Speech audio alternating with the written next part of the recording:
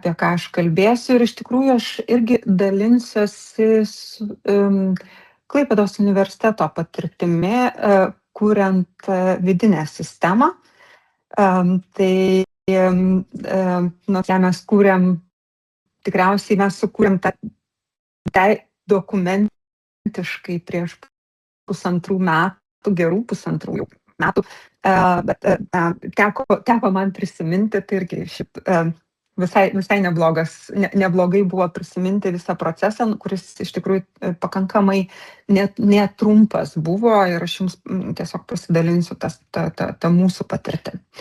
Tai pavadinau aš savo tą kalbą ir pasidalinimą mikromoduliai be taisyklių, bet iš esmės reikia pasakyti, kad duosiu tokį toną, kad iš tikrųjų nėra taip, kad visiškai nebūtų taisyklių. Tikrai Europoje jau yra nemažai nuveikta europiniu mastu kuriant tą mikrokredencialų sistemą, sakykim taip. Ir Microball, aš cituoju vieną projektą europinį, kurio tikslas buvo sukurti mikrokredencialų sistemą ir pritaikyti ją Bolonijos proceso visoms sudėtinėms dalims. Tai vadinasi aukštajam mokslui, bet jie išėjo ir tyrė visą lauką, ne tik tai aukštojo mokslo, bet ir profesinio. Tai jie sako, kad šito projekto įgyvendintojai, kad iš tikrųjų galima jau 22 metais, kai jie paskelbė išplatino savo tyrimo rezultatus ir savo studiją, kad jau tuo metu buvo galima pripažinti ir išduoti tai, ką šiandien mes vadiname mikrokredencialais, remiantis jau tuo metu egzistavusiom visais pripažinimo instrumentais įvairių kvalifikacijos įgyjimo, įvairiais kvalifikacijos įgyjimo būdais įgytų kvalifikacijų pripažinimo instrumentų buvo ir jau tikrai jau tuo metu buvo galima pripažinti. Aš čia įdėjau jų citatą, kurie sakė, kad jeigu mikrokredencialiai yra tiksliai įtraukta informacija apie jo savininką, tai yra kas išklausė, kas įgijo tą kvalifikaciją, apie teikėją, kas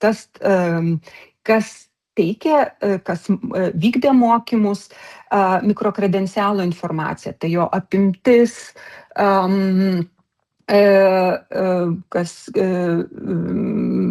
data išdavimo,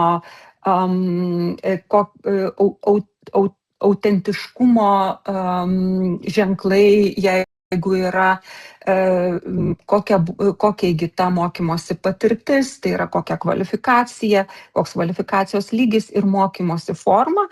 Jeigu šitie visi elementai yra įrašyti į mikrokredencialą arba yra ta informacija prieinama, tai iš esmės yra visa reikalinga informacija išduoti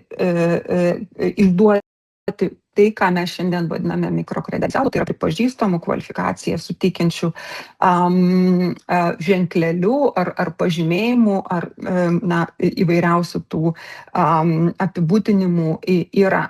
Jeigu kažkokios informacijos trūksta, nėra taip, kad viskas tai yra užverti keliai ir vadinasi būtų labai daug iki mikrokredencialų įgytų patirčių, ankstesnio mokymosi ar neformalaus savaiminio mokymosi patirčių nebūtų galima pripažinti, bet iš tikrųjų galimas tas perėjimas būtent per tą sistemą, kurią mes šiandien turime mokymosi visą gyvenimą sistemoje. Tai neformalaus ir savaiminio mokymosi pripažinimo sistema yra. Ir bent jau universitetuose mes ją gyvendinam. Ir dar vienas elementas, kur bus kita mano kolegė pranešėja kalbės apie skaitmeninimą, tai iš tikrųjų labai svarbus elementas mikrokredencialuose atsiranda skaitmeninimas, nes jis palengvina pripažinimą, jis užtikrina informacijos perkeliamumą, skaidrumą, patikimumą, autentiškumą patvirtinimą. Tai sakykime, ko su savim neatsinešė tas neformalus ir savaiminis didžiąją dalimi, tai mikrokredencialas atsineša.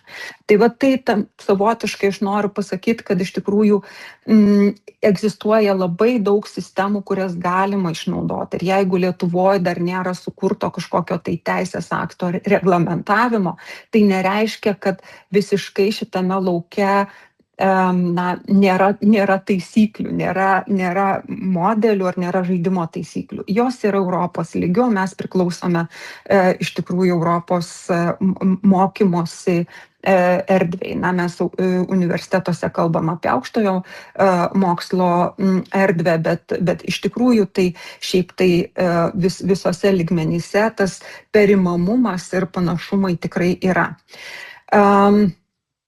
Ir jeigu kalbėt konkrečiai apie Klaipėdos universitetą ir mūsų patirtį, tai iš tikrųjų mums didžiausias postūmis, kad įgautų tie mikromoduliai ir mikrokredencialai kūną arba formą. Tai buvo ir yra Klaipėdos universiteto dalyvavimas Europos universiteto aljanse. Ir šitas mūsų kelias tikrai bent jau prasidėjo 2019 metais su pirmąja ir ankstyvąja tų aljansų banga. 22 metais mes turėjom pratęsimą sėkmingą ir į mūsų aljansą įsijungė daugiau šalių, pavyzdžiui, Airija, kuri turi jau tikrai pakankamai gerai veikiančią ir aiškę sistemą mikrokredencialų išdavimo. Jie turi labai panašią sistemą su Didžiąja Britanija, ir labai stipriai yra komercializavę švietimą, tai yra išnaudoja, išskaido sudedamasias švietimo dalis, kurios šiandien būtų mikromoduliai. Ir iš tikrųjų tokiu būdu labai stipriai pritraukia ir labai stipriai akceleruoja mokymosi visą gyvenimą procesus. 23 metais mūsų aljanse buvo mūsų 3 partneriai, tai yra Airijos universitetas, Ispanijos universitetas ir Graikijos universitetas. Jie paruošė mums tokią sistemą, frameworką mikrokredencialų įgyvendinimui ir diegimui būtent mūsų šitame konsorciume. Ir tai buvo mums labai stiprus postūmis, nes mūsų veiklose yra bendrose nusimatyta, kad mes turėjom įgyvendinti šitą procesą, jis turėjo įgauti formą. Tai iš karto po šitos sistemos patvirtinimo ir paskelbimo mūsų aljanse mes 24 metų vasarį mes jau pasitvirtinome studijų mikromodulio rengimo, akreditavimo ir vykdymo tvarkos aprašą Klaipėdos universitete. Ir iš esmės pereitų metų, tai yra 24-25 metų studijų metų, su studijų metais mes iš tikrųjų, buvo pasirašytas susitarimas tarp partnerių ir iš esmės pradėtos realiai įgyvendinti arba pradėti vykdyti mikromoduliai. Matot, šiaip tai buvo gerų metų beveik tarpas nuo sistemos patvirtinimo aljanse iki pas mus diegimo ir mes iš tikrųjų labai ilgai savotiškai laukiam, ką daro Lietuva ir galbūt atsiras kažkoks tai reglamentavimas, bet nesulaukus ir mums tikrai nenorint stabdyti veiklų vien dėl to, kad nėra nacionalinio reglamentavimo viso konsorciumo 10 partnerių veiklų, mes priėmėm sprendimą, kad iš tikrųjų, tikrai nėra taip, kad visai nieko nebūtų, kaip aš sakiau ankstesnė skaidrė. Tikrai yra daugybė gairių ir yra mūsų šitas dokumentas ir mūsų partneriai, kurie mums tapo pagrindiniais mūsų mentoriais, rengiantis savo vidinę tvarką. Ir mes priėmėm tokį sprendimą. Jeigu nerandame mes niekur draudimo, tai mes galime pasiruošti savo vidinę tvarką ir tada, kai atsiras nacionalinis reglamentavimas, mes tiesiog adaptuosim savo vidinę sistemą prie nacionalinio reglamentavimo, bet mes jau būsim pabandę ir šiaip tai šitie Europos universiteto alijansai yra gera žaidimų aikštelė, labai daug naujovių išbandyti, kurios šiaip mes nesiryžtame pavieniai universitetai, gal ir kitų švietimo lygmenų atstovai irgi nesiryžta bandyti. Na ir mes irgi pradėjom nuo savo dokumente, nuo susipažinimo ir taikymo pagrindinių Europos dokumentų, tai yra ES tarybos rekomendacijos dėl europinio požiūrio į mikrokredencialus mokymuisi visą gyvenimą ir įsidarbinimui skatinti.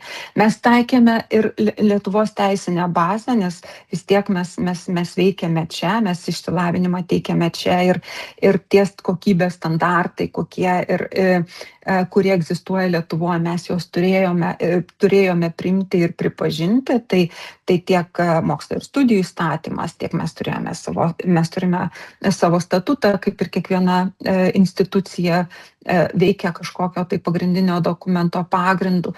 Ir mes turime visą savo sistemą, kaip mes studijas organizuojam pačiam universitete. Ir aišku, tas mūsų pagrindinis mentorius, pagrindinės gairės buvo alijanso sistema mikrokredencialams kurti. Ir žinot,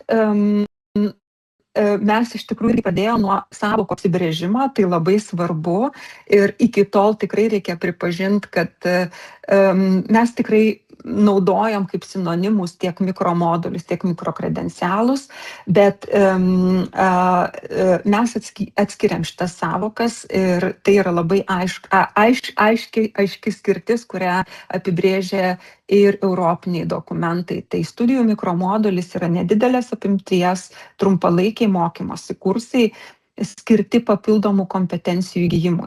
Ir įvairiose šalyse tai yra labai skirtingai, kas tai yra nedidelė apimtis. Mes savo universitete apsibrėžiam, kad ta nedidelė apimtis yra nuo 1 iki 10 kreditų. O rezultatas, įrodymas, pažymėjimas, sertifikatas, kuris ar ženklelis, kuris įrodo tą įgytą kompetenciją papildomą, yra mikrokredencialas. Tai yra savotiškai įrašas, ar tai yra skaitmeninis, ar tai yra,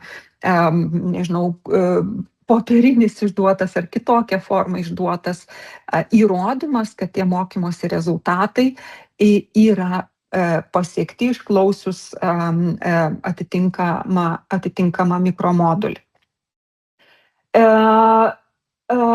Mūsų sistemoje mes irgi iš karto galvojam ir kodėl iniciatyva buvo susikurti sistemą. Tai todėl, kad tas šurmulys iš apačios arba ir iš dėstytojų dalyvių, toj pačioj aktyviai dalyvaujančių mūsų konsorciumo veiklose, tas šurmulys ir tas reikalavimas ir poreikis išreikštas buvo ir jau mums labai, tuo metu atrodė, kad tikrai yra daug už durų stovinčių, laukiančių, paruošusių jau projektus mikromodulių ir norinčių kažkokiu būdu juos įteisinti. Tai mes iš tikrųjų priėmėm sprendimą, kad geriau susikurti ir pritaikyti tokį supratimą savo vidinį kokybės valdymo, kad iš tikrųjų nepaleisti šitos sistemos visiškai laisvai, kurios po to negalėsim suvaldyti ir ypatingai negalėsim suvaldyti nei tiekėjų, nei išduodamų mikrokredencialų kokybės. Ir būtent, kad mums buvo svarbiausia suvaldyti tą kokybę. Ir mes iš tikrųjų iš karto galvojom apie visus dalyvius ir iš kur gali kilti poreikis mikromodulio atsiradimui arba papildomos kvalifikacijos poreikis iš kur gali kilti. Tai gali iš visų socialinių partnerių, kuriais yra tiek vidiniai universiteto bendruomenės nariai, pradedant dėstytojų, studentų, absolventų ir išoriniais nariais, tai visus mūsų socialinius partnerius paėmus. Ir irgi mes ėmėm procesą, kad iš tikrųjų tikriausiai arčiausiai darbo rinkos yra studijų programų įgyvendintojai, tai yra katedros arba kiti padaliniai, kurie įgyvendina studijų programas. Tada mes turime kokybės užtikrinimo elementą, studijų krypties komitetą ir mes turime fakulteto arba padalinių tarybas, kurios irgi yra elementai mūsų vidiniai studijų kokybės sistemai užtikrinti. Ir mes tiesiog nusprendėm, kad mums šitų dalyvių mūsų vidinėje kokybės sistemoje, šitame etape, kiek mes suprantame apie mikrokredencialų išdavimą, mums turėtų užtekti, nes yra pakankamas pasiskirstimas vaidmenimis ir pakankama priežiūra vieni kitų, kad mes galėtumėm juos visus apjungti, suvienyti ir užtikrinti visą procesą nuo inicijavimo idėjos papildomų kompetencijų iki jų suteikimo mikrokredencialų pavidalu. Ir kaip aš jau sakiau, iš tikrųjų papildomas įdirbis ES lygmenyje mums irgi davė idėjų, kad mums reikia sieti pačią apimtį, pačią mikromodulio sandarą prie egzistuojančios sistemos. Tai mes paėmėme Europos kreditų perkelimo sistemą, kuri turi aiškę savo apimtį, vienas kreditas turi aiškę savo apimtį, ir mes iš tikrųjų rėmėmės būtent kreditų sistemą ir mes rėmėmės iš ICTS kreditų, kokia jų apimtis, tai mums tapo irgi pagrindų, apie tai jau mes nebekeliame klausimų, kad vienas kreditas, tai kiek valandų tai yra, iš tikrųjų tai yra 26,6 ir taip 6-7 valandos, mes apvalinom, apsirašėm tai ir nebekilo dėl šitų dalykų kažkokių tai diskusijų, tai kokia tai turėtų būti apimtis. Ne, to vieno vieneto laike arba ir panašiai. Ir jeigu mes aljanse buvo priimtas sprendimas, kad šiai dienai tai yra po vieną ICTS kreditą mikromoduliai įgyvendinami, tai mes universitete iš tikrųjų kūrėm sistemą, kuri nebūtų tik tai šiandienai ir ne vieniems metams į priekį, bet iš tikrųjų ir ateičiai ir išeinant už aljanso veiklų ribų. Tai mums buvo labai svarbu sandaroje parodyti poreikį, kad būtų įrodytas kvalifikacijos poreikis ir šito vadinasi mikromodulio poreikis, kad būtų aiškus tikslas apibrėžtas, ką išklausęs šitą mikromodulį dalyvis ar klausytojas turėtų įgyti. Ir aiški sistema vertinimo, nes apie vertinimo sistemą kalba visi europiniai dokumentai. Ir mes tam pasiruošėme savo, kiekviena tikriausiai tikrai neabejoju, kad kiekviena institucija turi savo formas, kaip pavyzdžiui mūsų tą formalaus išsilavinimo arba formalaus modulio ar dalyko ar kurso, kaip mes bepavadintumėm, kaip mes jį užpildom, kad nebūtų tik naratyvas, kad visiems būtų vieninga sistema. Tai mes rėmėmės savo formalių programų, formalaus išsilavinimo pačia struktūra ir mes pritaikėm, paimdami visą mikrokredencialams keliamus reikalavimus, kad atsirastų mūsų jau apraše mikromodulio visa informacija reikalinga po to mikrokredencialo išdavimui. Tai va tai, ką aš minėjau, kad reikia informacijos apie po to apie dalyvius, apie mikromodulį, apie pavadinimą, išdavimo datas, autentiškumo įrodymą ir kokybę, ir kokiam lygmenį yra išduodama, kaip yra įgyvendinama, kokia forma. Tai visa tai jau atsiranda apraše, aišku, be dalyvių, bet dalyviai atskirai, bet iš tikrųjų čia yra reikalinga informacija tam, kad po to paimti dalį informacijos į mikrokredencialą.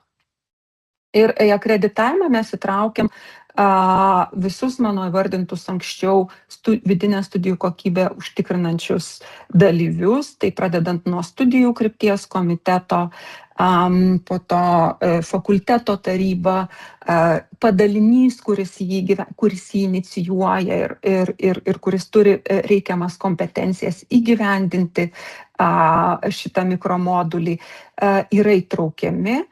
Mes apsibrėžėme tam tikras, kad būtų vidinė tvarka ir kad neprasidėtų nuolatinis procesas nesibaigiantis. Kiek trunka akreditavimas, kiek kartų per metus mes akredituojam, tai čia aš neįsirašiau, mes 2 kartus per metus skiriam jau aiškiai reglamentuotas apraše datas, kada mes surenkam, iki kada mes renkam tas paraiškas akreditavimui ir vyksta procesas. Ir mes registruojam savo vidinėje informacinėje sistemoje, taip kaip mūsų formalius dalykus, tai turi atsirasti irgi mūsų vidinėse informacinėse sistemose. Ir mes akredituojam šituos mikromodulius irgi terminuotai.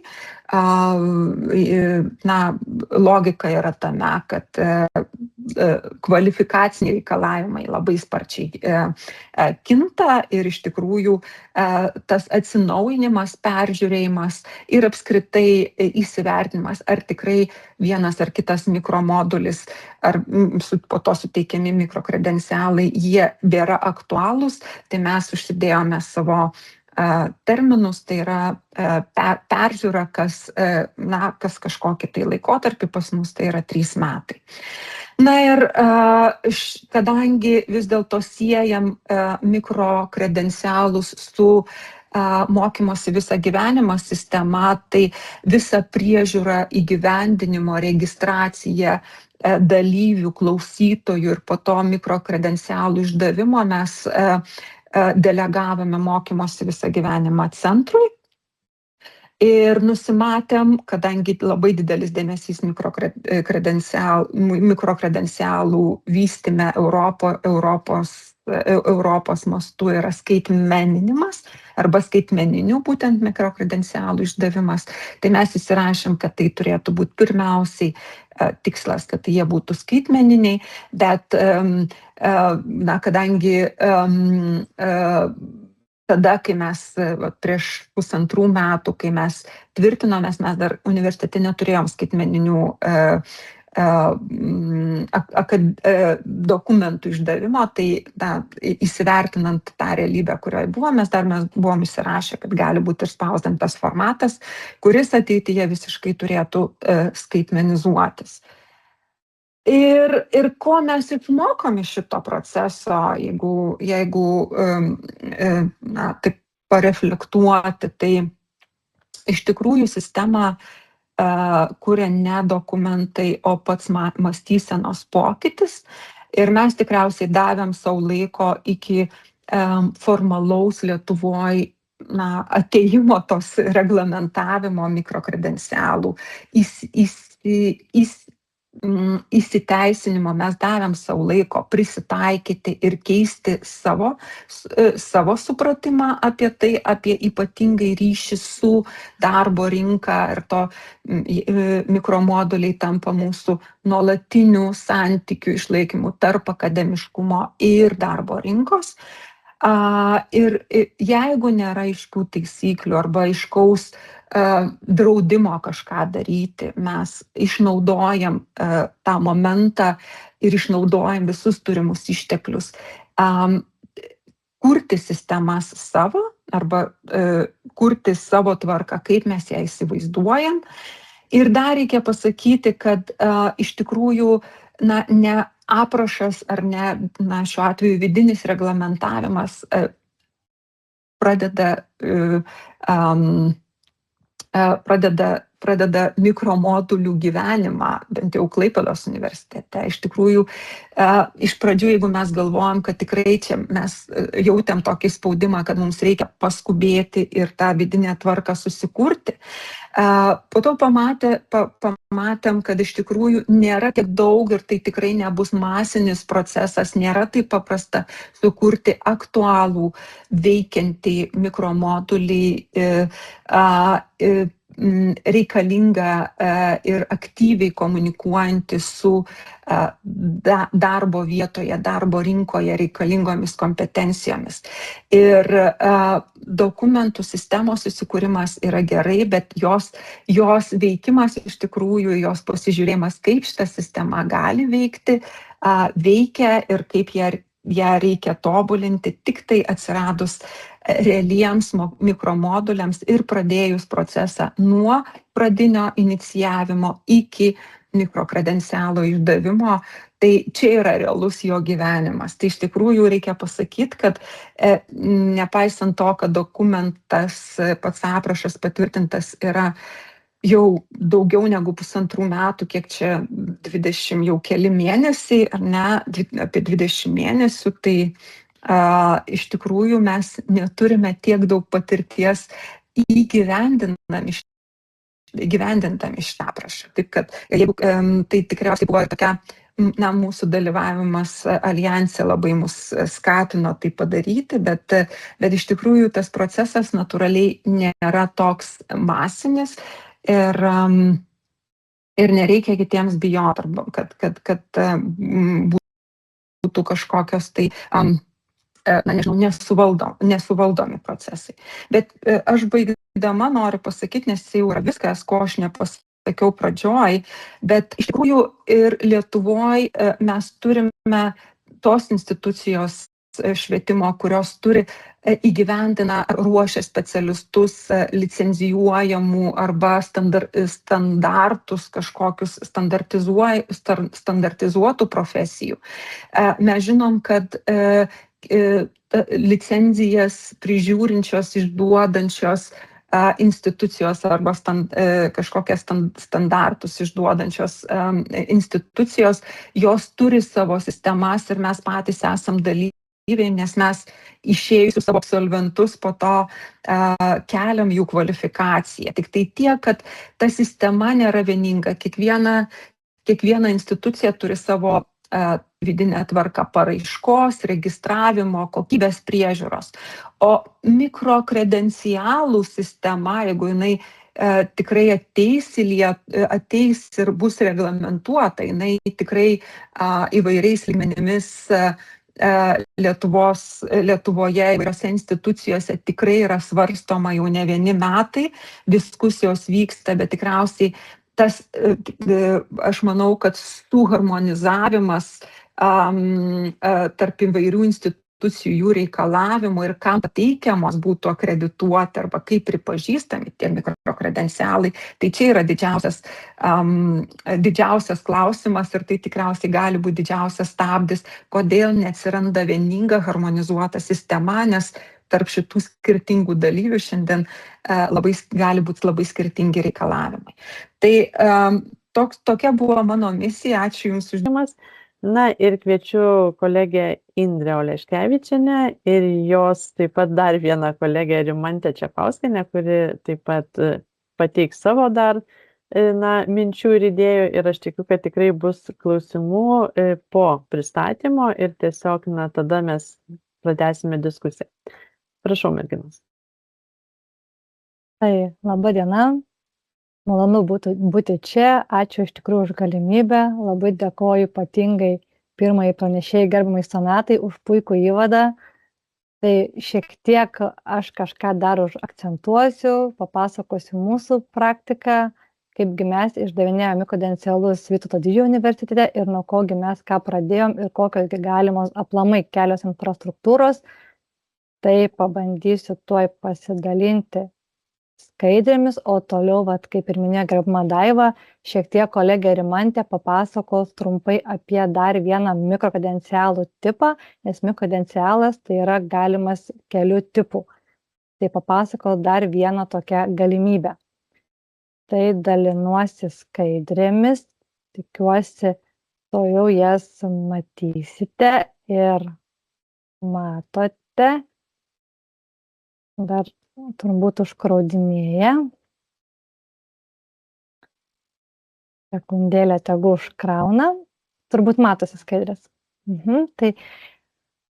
Tai iš tikrųjų, nuo kogi reiktų pradėti, tai labai dėkoju dar kartelį gerbiamai Sonatai už apibrėžimą ir vat būtent, kaip ir minėjau, iš Mykolo Riomerio universiteto kolegė, kad vat egzistuoja ES komisijos apibrėžtas, kas yra mikrokredencialas ir aš jau nebesikartosiu ir tikrai labai aiškiai kolegė skiria, kas yra mikromodulis ir kas yra mikrokredencialas, nes tikrai galima rasti būtent literatūroje, šaltiniuose įvairių apibrėžimų ir tikrai galbūt negalėčiau sakyti, kad tai yra interpretacija, nes tikrai yra daug literatūra, kuo galima remtis ir kaip kitos šalys apsibrėžia būtent tos mikrokredencialus, nes tikrai literatūroje galima rasti ne vieną apibrėžimą, kad mikrokredencialų yra būtent vadinamas mikromodulis arba tiesiog būtent kursas arba dalykas. Kad tai yra būtent tas mokymosi rezultatas. Ir iš tikrųjų, kokiagi yra pagrindinė paskirtis būtent mikrokredencialo, tai ir yra, kad mikrokredencialas jisai susideda iš tam tikrų metaduomenų, kuriuos vėliau parodysiu, pristatysiu trumpai ir būtent ir tų metaduomenų pagalba ir pripažinti įgytas besimokančio žinias, kompetencijas, įgūdžius, kurie atlieptų darbo rinkos poreikius. Tai būtų, Europos komisija yra dokumentuose apibrėžus ir išskyrus tokią kaip vieną pagrindinių mikrokredencialų paskirčių.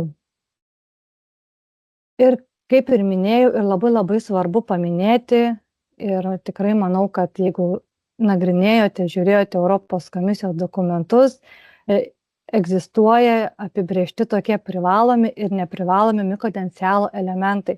Tai kitaip dar galbūt metaduomenys arba kitaip galima rasti irgi mikrokredencialo aprašo elementais. Būtent irgi literatūroje galima rasti, kad apibrėžia kaip mikrokredencialo aprašo elementai, metaduomenys arba privalomi, neprivalomi laukai. Ir iš tikrųjų Europos komisija rekomenduoja, kad mikrokredenciale būtų tokie privalomi laukai, kaip duomenys apie besimokantį, be abejo, koks tai mikrokredencialas, tai yra skaitmeninis pažymėjimas, skaitmeninis ženkliukas, gali būti portfolio, kur išduotas mikrokredencialas, kas jį išdavė be abejo, kokia institucija išduodanti, data, koks gautas įvertinimas yra, taip pat ir kita būtent informacija.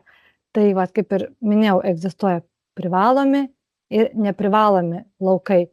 Tai miniu kaip egzistuoja, bet tačiau Europos komisija dokumentuose apsibrėžia, kad jie rekomenduoja, kad mikrokredencialuose būtų šitie būtent elementai.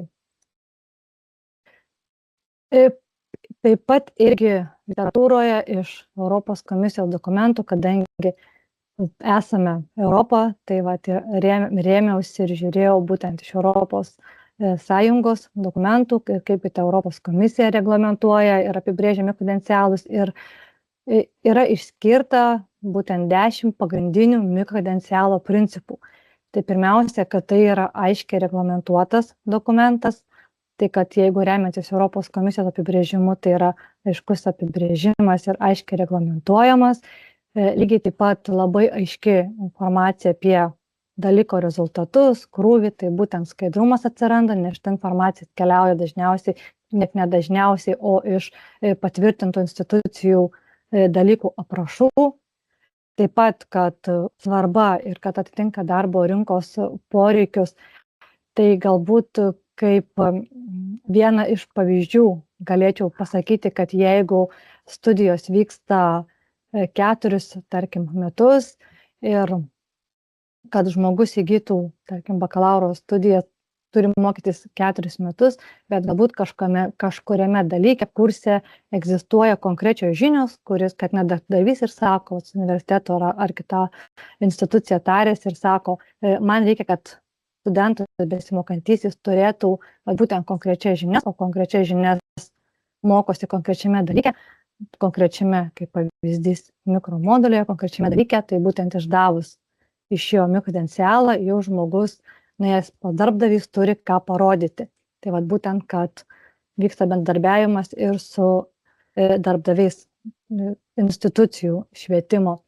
Lygiai taip pat aiški vertinimo sistema, tai mikropotenciale atsispindi, kokiagi yra ta vertinimo sistema, kas sudaro tą vertinimo sistemą, tai kaip pavyzdys, galbūt tai yra, jeigu tai aukštojo mokslo institucija, tai galbūt tai yra egzaminas, koliokumas, namų darbai, labai aiškus vertinimas ir labai aiški informacija, iš kogi susideda būtent ta vertinimo strategija.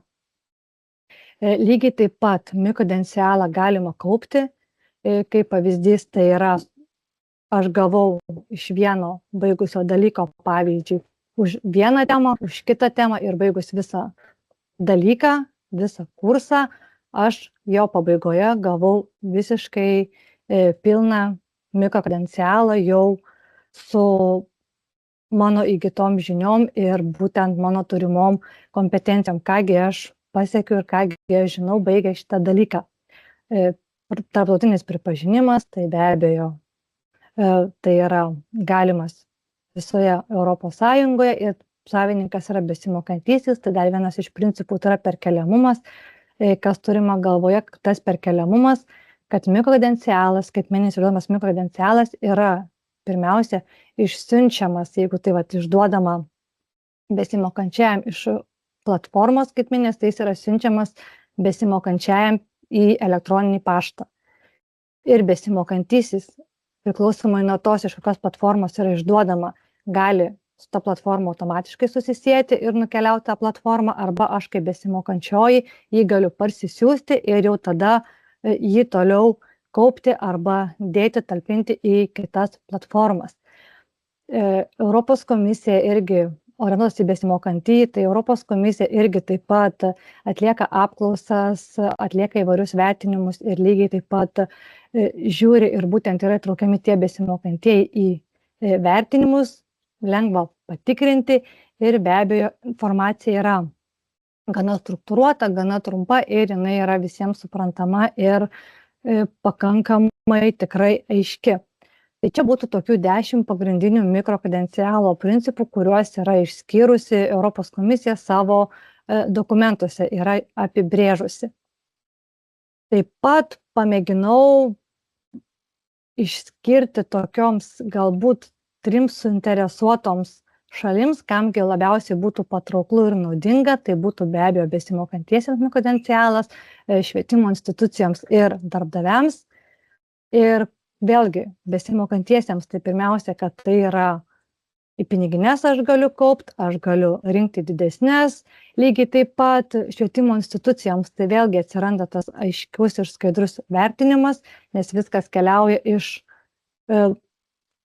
sistemų, iš kurių aš išduodu, tai pirmiausia, be abejo, aš suvedu iš dalyko, kaip pavyzdys aprašau, ir iškeliauju iš sistemos, tai klaidų galbūt tikimybė šiek tiek mažesnė ir darbdaviams irgi, kad lengva labai būtent patikrinti, atsiranda bendradarbiavimo švietimo institucijų be abejo ir darbdavių ir visada besimokantiesiems mikropotencialą gauti yra patrauklų, naudinga, jie jos gali viešinti įvairiuose socialiniuose tinkluose, nes, kaip ir minėjau, skaitmeninis ženkliukas ne tik tai yra tas skaitmeninis pažymėjimas, bet jis gali būti išduotas ir skaitmeninio ženkliuko pavidalu, kur prieš vėliau papasakos kolegė šiek tiek apie skaitmeninį ženkliuką, kaipgi jis atrodo, kad tikrai tai yra labai patrauklu ir ypatingai šiais laikais, kuomet socialiniuose tinkluose, socialinėje erdvėse besimokantieji tikrai tikiu daug gyvena ir daug ten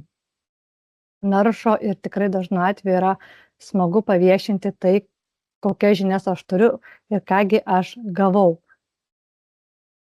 Ir jeigu vis tik sugalvotume mes išdavinėti mikrokredencialus, tai būtent platformų tikrai yra kelios ir tikrai yra šalių, kur pasitvirtinę ir valstybiniu mastu egzistuoja skaitmeninės platformos, kur išdavinėja.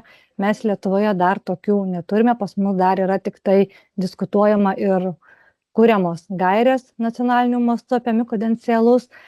Tai pagrindinės, iš tikrųjų, ką mes išpilotavom Vytauto Didžiojo universitete, mikrokredencialus išdavinėjant tokias kaip infrastruktūras, tai būtų Europass ir nuotolinės mokymosi aplinkos, tai šiuo atveju Moodle.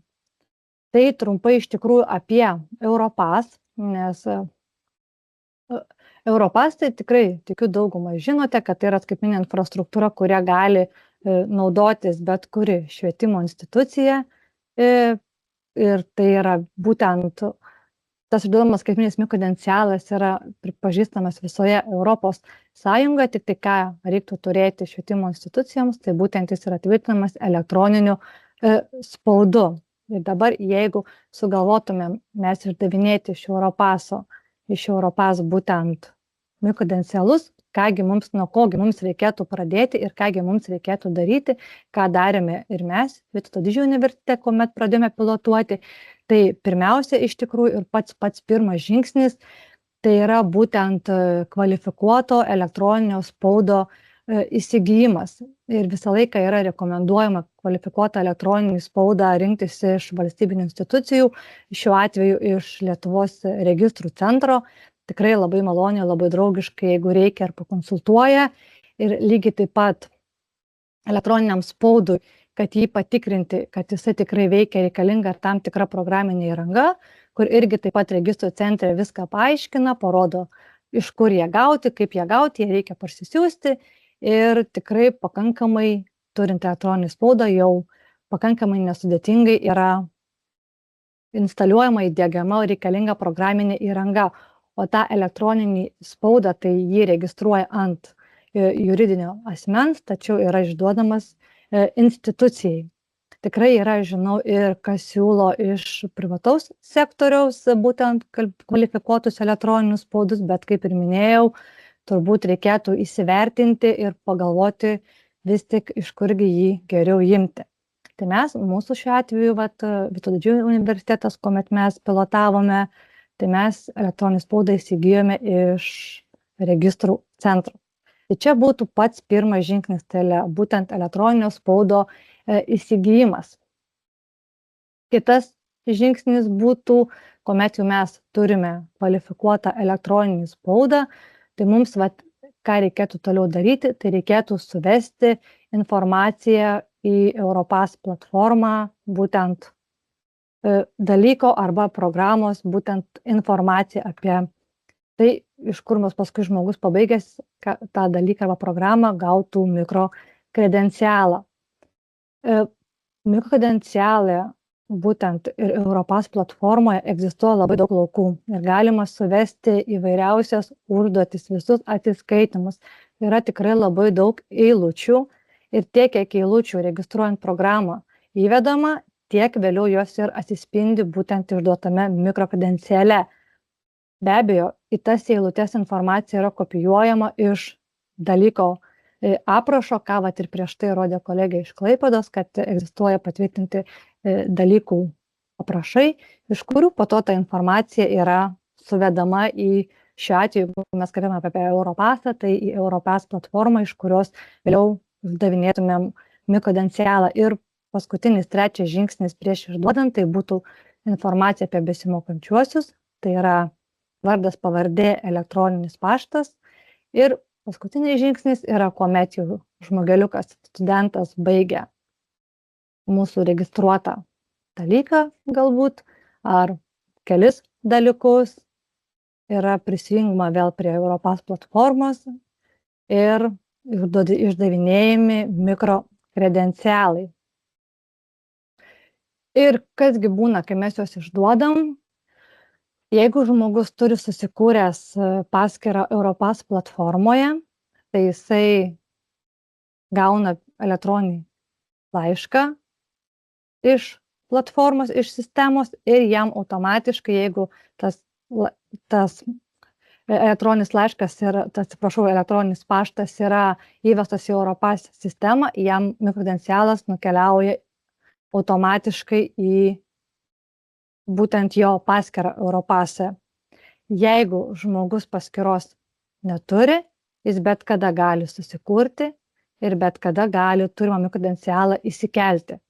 Jeigu žmogus Europasse yra registruotas su vienu elektroniniu paštu, o studijuoja, mokosi su kitu elektroniniu paštu ir mikrokredencialą gavo, tarkim, į savo asmeninį paštą arba kaip tik priešingai į institucinį paštą, o Europass savo paskyrą su asmeniniu, tai Europass, galbūt ir žinote, yra galimybė pridėti kelis elektroninius paštus, iš kurių mes gauname mikrokredencialus ir automatiškai keliauja jie į Europass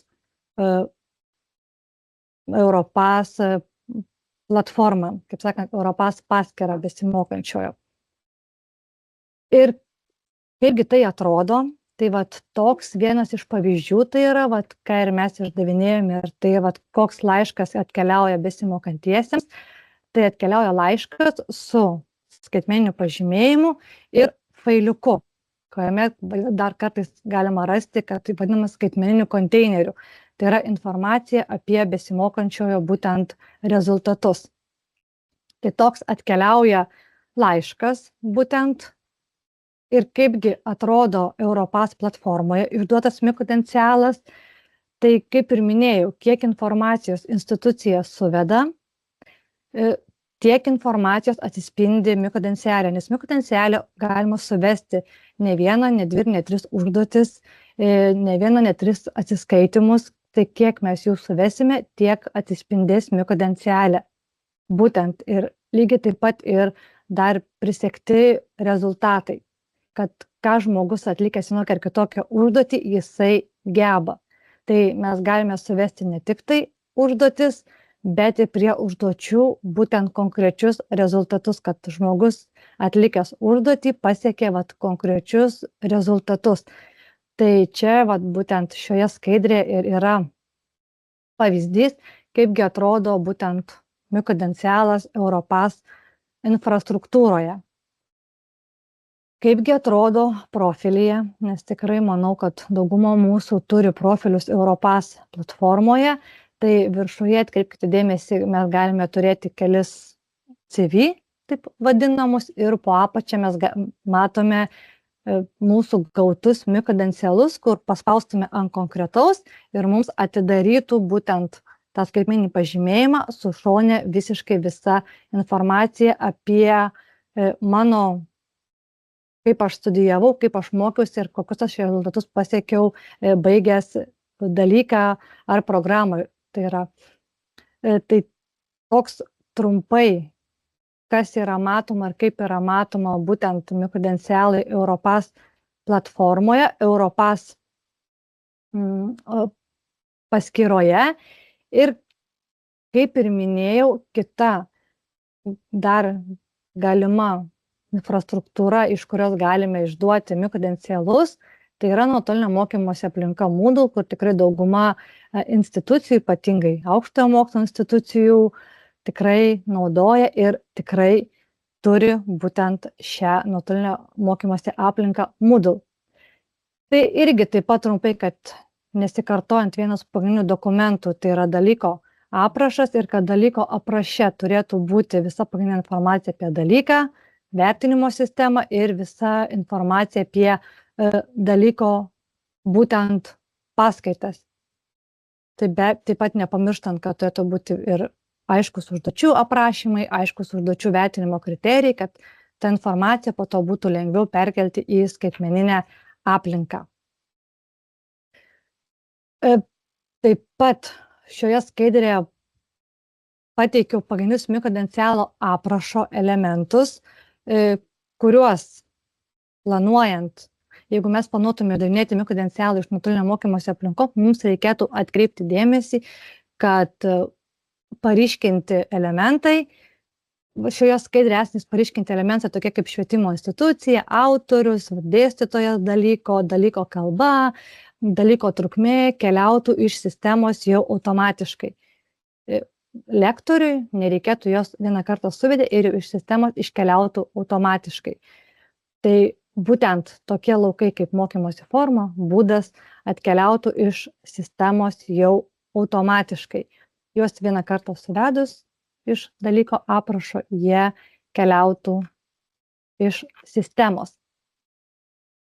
Ir kokiegi reikalingi infrastruktūriniai resursai, jeigu mes kalbėjome apie mikrodencialus, tai pirmiausia be abejo reikėtų parengti aplinkos administratorius, kad prieš tai turi būti parengta aplinka, tai kaip pavyzdžiui, turi būti įdiegta 4 Moodle versija arba turi būti galimybė dėstytojams, švietėjams, lektoriams suvesti paryškintus laukus, būtent prie savo dalyko, tai visą tą aplinką turėtų parengti prieš tai aplinkos administratoriai, Moodle arba IT kolegos, kaip jau yra institucijose, kas už ką yra atsakingi. Ir lygiai taip pat be abejo yra tokie kaip serverio resursai, tai be abejo yra, nes tai šiek tiek atsiranda infrastruktūriniai resursai, tai yra, kad mikrodencialą išduoti reikia apsiskaičiuoti ir apsibrėžti, kiekgi mums tos vietos yra, taip pat apgalvoti instituciją tvarkose, ar daromos, pavyzdžiui, Moodle kopijos ir panašus dalykai. Ir čia iš tikrųjų giliai gal labai ir nelysiu, nepasakosiu, nes čia jau reikėtų aplinkos administratoriams atskirų turbūt mokymų ir atskirų diskusijų. Ir be abejo tokie žmogiškieji, kaip reikėtų paruošti ir galbūt parengti mokymus lektoriams, kurie norėtų iš savo dalykų, iš savo kursų išdavinėti skaitmeninius mikrodencialus. Ir galbūt tikiu, kad dauguma jūsų turite, dėstote, mokote ir esate švietėjai, tai šiek tiek pamėginau praktiškai sudėlioti trumpai skaidrėse, kągi reikėtų daryti dalyko kūrėjui. Tai pirmiausia, kad turint savo dalyką Moodle aplinkoje, reikėtų suvesti visą informaciją apie dalyką. Tai kaip ir pavyzdys sakiau, mokymosi būdas, forma, apimtis ir visą kitą informaciją iš dalyko aprašo. Dėl to, kaip ir minėjau, pagrindinis dokumentas ir būtų dalyko aprašas ir nuo jo reikėtų pradėti. Ir galvojant apie mikrodencialą, pildyti tikslingai ir tinkamai dalyko aprašą. Tuomet, kada mes suvedame informaciją apie dalyką, mes suvedame konkrečiai dalyko rezultatus, kuriuos mes paskui jungiame prie konkrečių užduočių ir konkrečių veiklų, kad, kaip ir minėjau, kad žmogus žinotų, kad baigęs vienokią ar kitokią užduotį atlikęs, jisai žinotų, kokiusgi rezultatus jisai įgijo ir kągi jisai moka, geba, žino, atlikęs tą užduotį. Ir kuomet dalykas yra parengtas, pagrindinis žingsnis ir paskutinis žingsnis yra, kad įtraukiama mikrodencialo jau veikla, kuri yra apribojama, kad ką žmogus turi padaryti, kad ją gautų.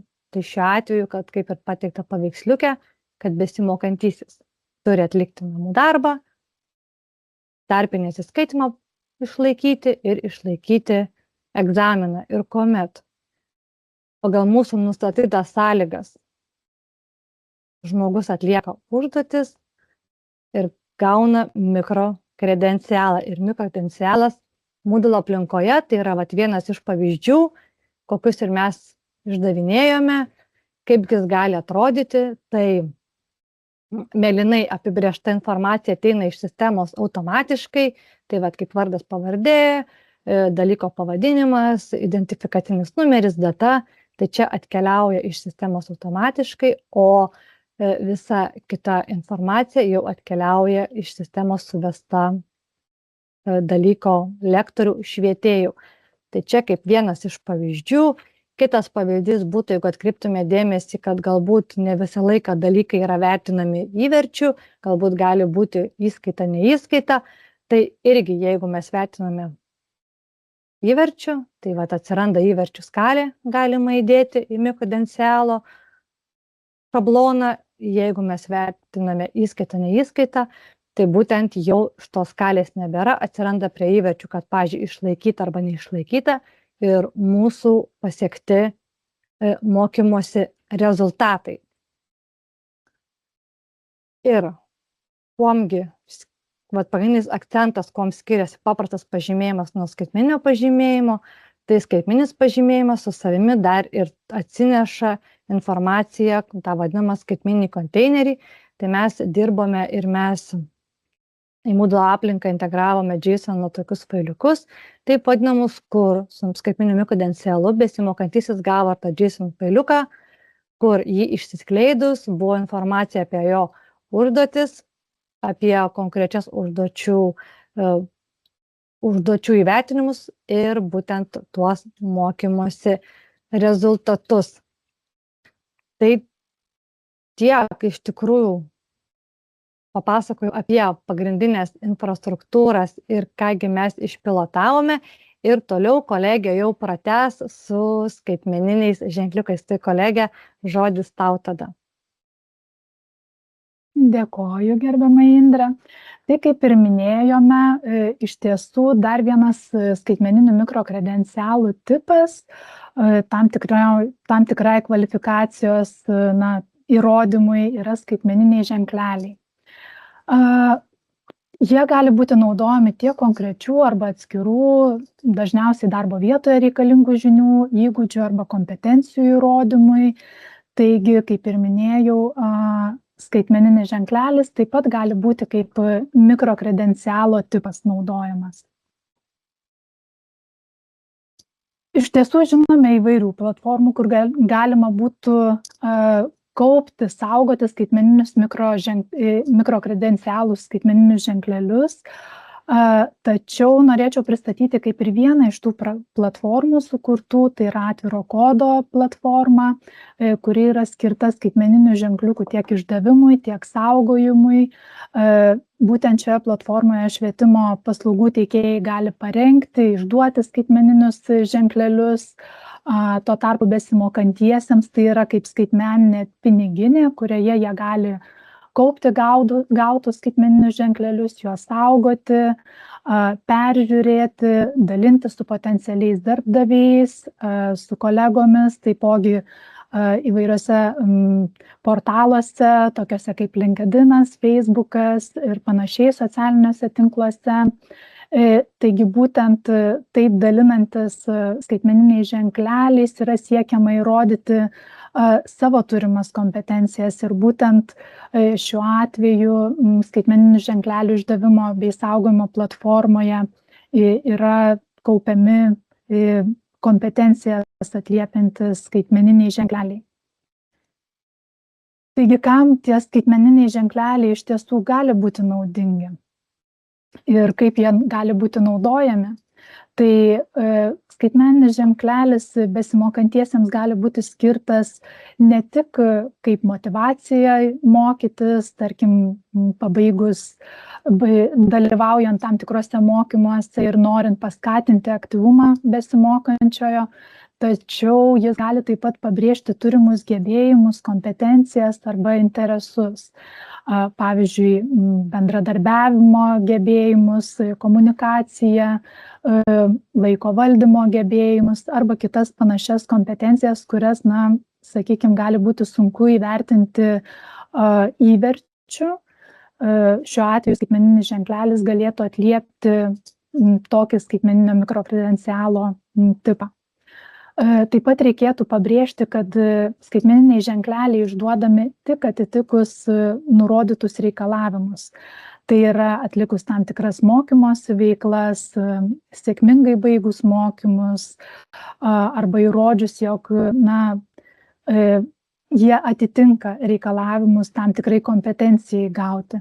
Tai būtent besimokantysis turėtų įrodyti tam tikrus dalykus, kurie atitiktų, sakykime, konkrečią kompetenciją, kaip komandinio darbo, lyderiavimo ir panašiai.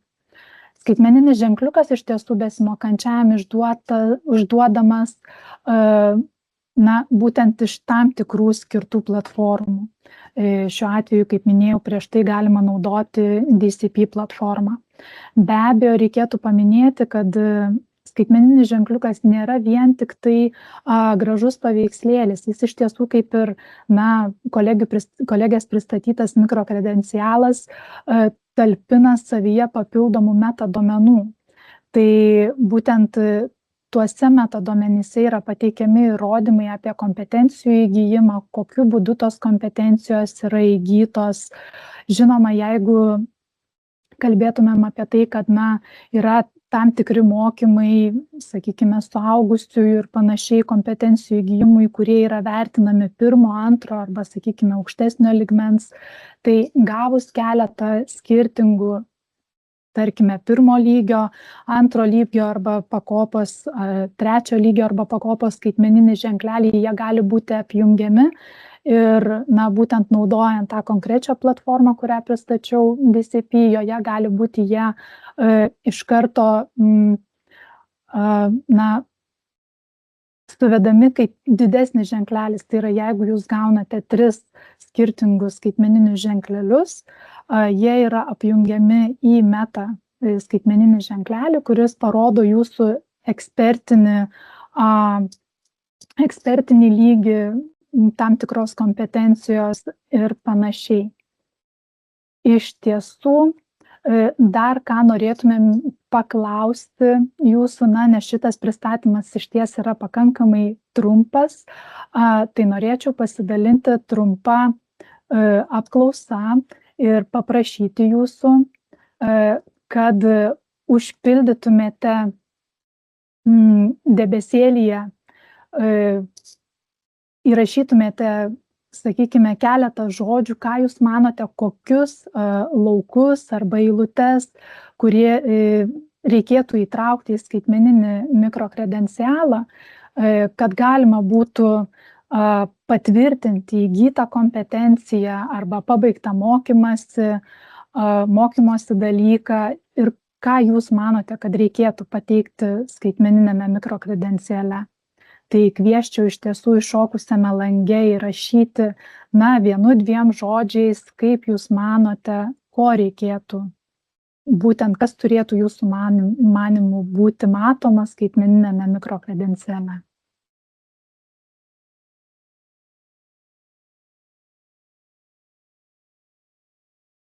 Kviečiu aktyviai pasirašyti, nes tai tikrai gali būti, sakykime, ir modulių, tobulinimui skirta informacija, tai tikrai, manau, visai vertinga būtų išgirsti jūsų nuomonę ir jūsų, žodelį ar keletą įrašytų.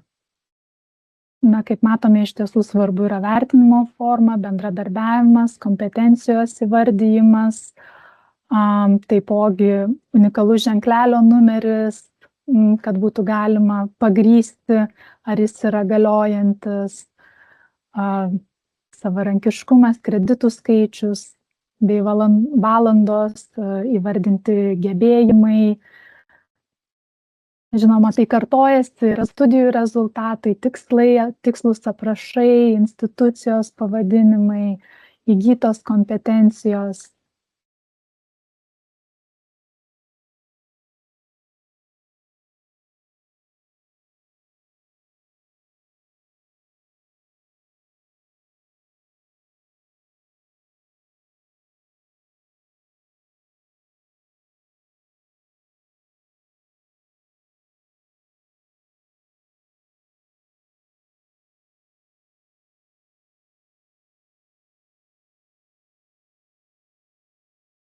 Dar laukiame turbūt keleto. Taip netikėtai užkluptas namų darbas, ar ne, turi būti įrašytas. Dar palaukiame, nes tikrai turim gausiai susirinkusių virš 119 dalyvių, bet tik tai 26 turi galimybę įrašyti arba dar vis mąsto visi kiti.